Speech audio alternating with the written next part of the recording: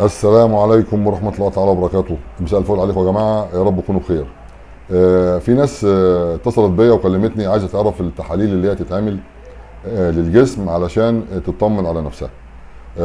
هو ده انا يعني ده جزء من شغلي انا بعمله مع اللعيبة عندي. اي حد بيجي بخليه يعمل التحاليل اللي انا هقول لكم عليها دي علشان ابدا امشيه على نظام اكل ونظام سبلمنت ونظام حياة صحية، او ان هو يقدر يتمرن كويس ويستفيد، سواء هو بيخسس او عاوز يزود الحجم العضلي عنده. فبقول له التحاليل اللي يعملها من الناحيه الرياضيه مش من الناحيه الطبيه. انا بتكلم ان هو بيعمل التحاليل دي بطمن ان الامور عنده كويسه.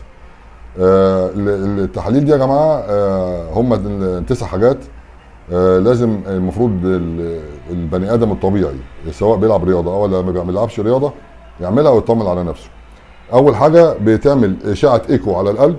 الاشعه دي بيطلع لها تقرير، الدكتور بيقول لك الموضوع فيه ايه. ده رقم واحد. رقم اتنين، بعد كده عندك وظائف كبد، وظائف كلى، تعمل صورة دم كاملة، تعمل بول كامل، تعمل يوريك اسيد، تعمل غدة درقية، وتعمل سكر تراكمي، وتعمل دهون ثلاثية. الثمان حاجات دول هقولهم تاني: وظائف كبد، وظائف كلى، صورة دم، بول، يوريك اسيد، غدة درقية، دهون كامله، وسكر تراكمي. النتيجه بتطلع بتاعت الحاجات دي. انا ببقى شايف البني ادم اللي معايا ده او اللاعب اللي معايا ده او اللي جاي يتمرن ده الدنيا عنده من جوه عامله ازاي. بقدر اديله الوجبات بتاعته. ما بقدرش اشوف اذا كان هو عنده مثلا كوليسترول عالي، مش هينفع اديله لحمه كتير او وجبات لحمه مثلا كتير، او ياكل بقوليات كتير.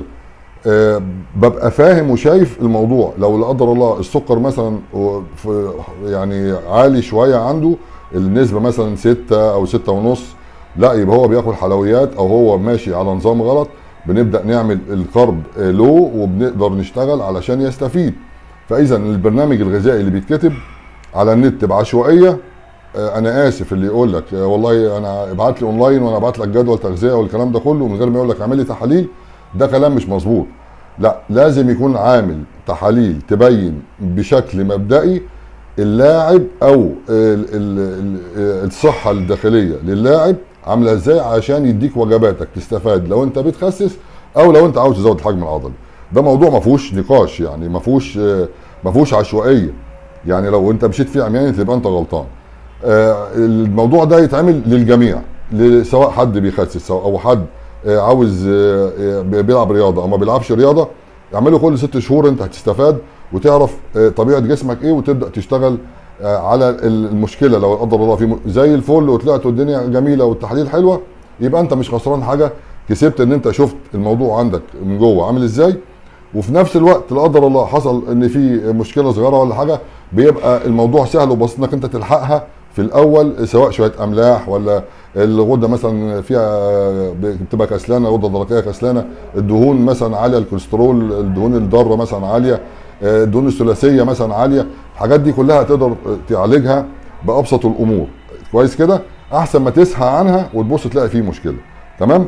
يا رب تكونوا استفدتوا من الحلقه، ويا ريت يا جماعه زي ما قلت ان انتوا تخافوا على نفسكم، والصحه الداخليه اهم 100 مره من الشكل الخارجي. دمتم بخير، والسلام عليكم ورحمه الله تعالى وبركاته.